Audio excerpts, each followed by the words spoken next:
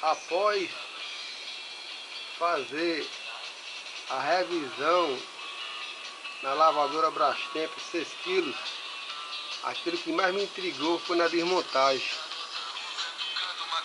Aqui, ó, observe, o tubo ele rachou. Interessante, rachou. Na hora das pancadas, para desmontar ele rachou. Incrível. Nunca tinha visto algo parecido.